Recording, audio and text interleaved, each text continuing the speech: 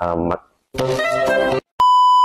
orang ingat filler ni untuk perempuan je, tapi lelaki pun boleh dapatkan hasil yang lebih natural dan maskulin.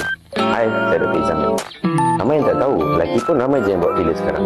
Tapi tujuan ni bukan macam perempuan untuk nampak lebih comel, tapi lelaki nak nampak lebih natural, maskulin dan berkeyakinan. Biasanya kita fokus kat kawasan macam jawline untuk nampak rahang yang lebih tajam, chin untuk panjangkan dagu atau seimbangkan muka, dan juga kadang-kadang bawah mata untuk kurangkan tired look.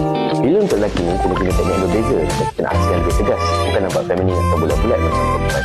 Yang bestnya, hasilnya cepat je. Prosedur ambil masa kira-kira 30 minit saja dan tak perlu downtime. Biasanya muka akan nampak kesan serta-merta, tapi akan lebih stabil lepas muka teruk bengkak dalam masa 1 ke 2 hari. Biasanya, selepas rawatan, lelaki akan kata dia rasa lebih yakin, especially bila menyebabkan kerja berjumpa dengan orang atau kerja berhadapan dengan kamera.